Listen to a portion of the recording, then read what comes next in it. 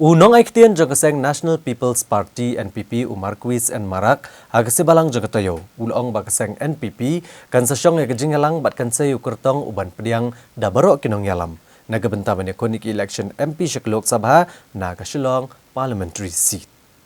Habay kiran beginong patay kubor Marcuise and Marak ulong baum dan jeng TPH pangjeng pantiket jong ba ada sakyat bahala Maria MLA barem gamau hati bani konik Elekhson MP Lok Sabha na kasilong parliamentary seat.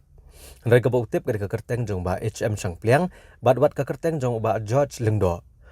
Kadai kabalai ilang ba kilat patai kubor. Ulang ba ke NPP kadai kesengsan partai kebedan bongot kinong yalam, bat kumta kan don bet ke jing pensngau, ne jing penpau, bat keseng kadai bensyim ke jing menjer, jong ki babon balang. Bat ke jing ekran kadang ya cakamat, bat kumta an sesyim ke rai, da ke jing menjer lang, jong baro. Bat kamdan setia kanu ke jing pat apok keseng NPP. Marcuise and Marak ulong baya kejing rai ban ai tiket yung nuno Kyrtong kan Shong haka komiti jong keseng. Bat hadin kini kinong yalam kibah kemat kan sesyem rai kat kum kejing tip kabakiyo mano ban long uba biang tam bat ubala ban job ke election bat shen keseng kan sesyong kejing yalang ban ekran halor kene kamat. Ulong ba kejing dan bon ngut kinong pan tiket kalong uba biang bah namar baru ke kwa ban ekun ban mi kemat ke jela. Dari on sepet namar hak bakut hi Jied tangi wayu Kyrtong. Banyo ek tiket na keseng bat ke NPP kan sajid Kyrtong uba bayang tam ke babaro ki pat ba kin pediang. But there are a few, I think. Basang Pliang is also there. Himasang Pliang.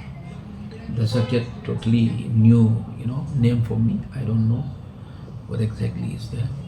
Let's see. Party will be taking a call. Whatever party takes a call will be intimated to you. So it's a political party. It's a combination of different leaders. So obviously there will be, argument, opinions. So we are a party which considers the unanimous. No?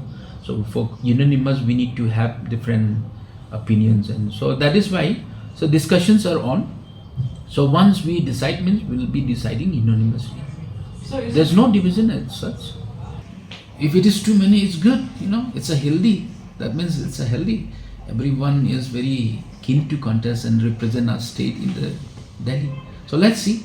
But there, at the end of the day, only one candidate will be selected and will be given party tickets. Let's see. We will be coming up with the decision. So this will take some time. And then once we are decided, it will be final and will be moving all out. And we have new state president also. He's taking some time. And then he will be constituting his own committee members. So once that is done, we will be taking a call for the decision of candidate.